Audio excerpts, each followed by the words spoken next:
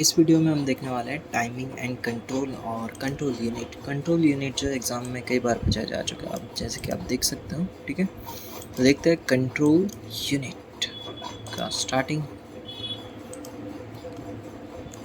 Okay, तो इसमें पहला है हमारा कंट्रोल यूनिट। से पहले देख लेते हैं कंट्रोल ऑर्गेनाइजेशन। तो इसमें हम दो तरीके से कंट्रोल कर सकते हो। पहला है हार्डवायर कंट्रोल। हार्डवायर कंट्रोल में हम क्या इम्प्लीमेंटेशन करेंगे? The control logic is implemented with gates, flip flop, decoders and the other digital circuit. ठीक है, इसके अंदर आप जो है control logic gates, flip flop, decoder और अदर डिजिटल सर्किट का यूज़ करके इम्प्लीमेंट कर सकते हो। और it can be optimise to produce a fast mode of operation. इसके अंदर जो भी हमारे ऑपरेशन जो है वो फास्ट हो गए।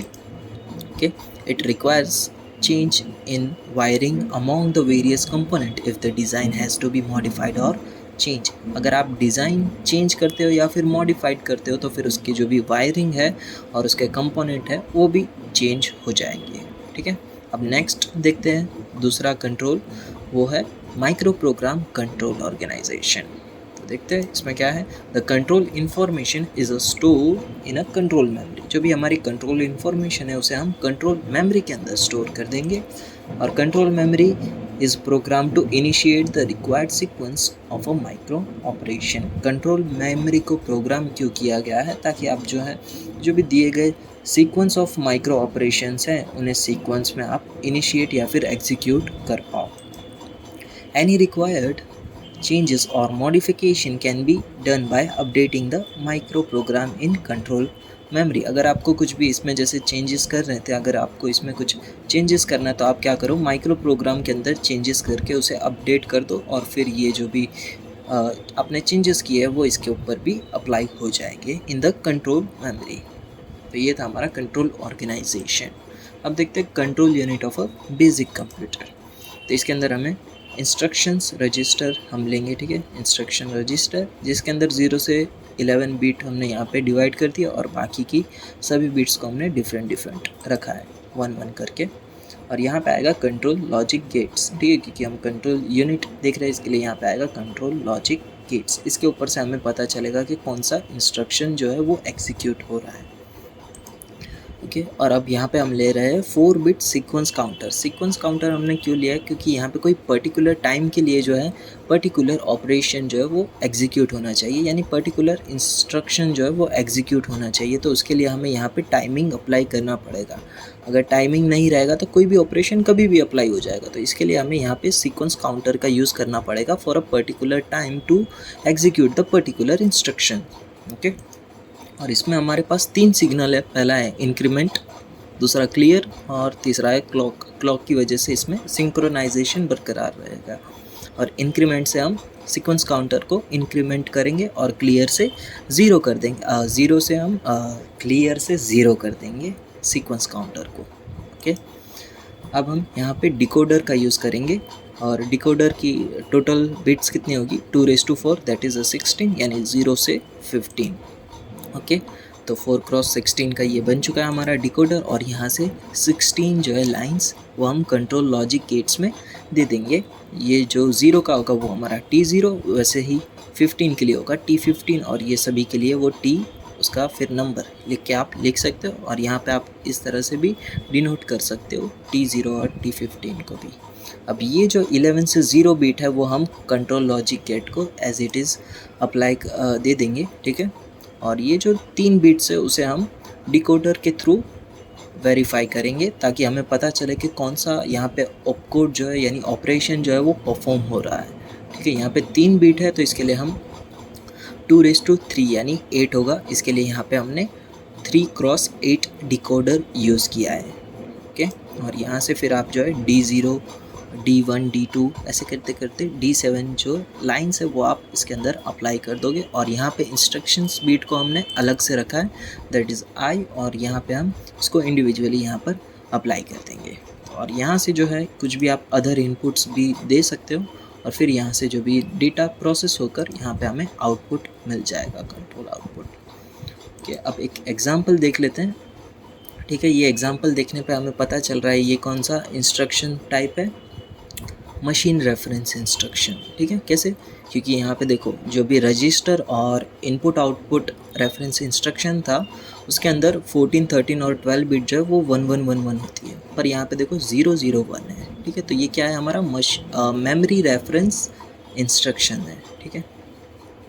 ये तो एड्रेस बिट जो है एज इट इज़ चले जाएगी, और यहाँ पे जो है 001 जो है वो आगे डिकोड होने के लिए हम भेज देंगे। 001 के लिए हमारा इक्विवेलेंट बाय डेसिमल नंबर क्या होगा, 1 होगा ना, क्योंकि देखो ये होगा 1 2 4 और ये 1 वाला इनेबल है, इसके लिए 1, तो यहाँ से हमारा निकलेगा D1। D1 यानी क्या, ऐड ऑपरेशन, जो हमने देखा था ना यहाँ पर, देखो ये 0, ठीक है। यहाँ पे आप D0 कर दो, D1 कर दो, D2 कर दो, सेम यही चीज़ है, बस आगे D लग चुका है, और D1 यानी क्या, ऐड ऑपरेशन यहाँ पे परफॉर्म होगा। ओके, यहाँ पे D1 जो है फिर ये कंट्रोल लॉजिक गेट में चला जाएगा, और ये जो है वो एड्रेस, वो डायरेक्ट एड्रेस है या फिर इनडायरेक्ट एड्रेस है, वो हमें आई बीट के थ्रू पता चलेगा। तो आई बीट हमें जो दिया गया है वो है 0, यानी ये क्या है, डायरेक्ट एड्रेस है, और फिर ये जो है अपना एडिशन का ऑपरेशन जो है वो परफॉर्म करेगा, ठीक है।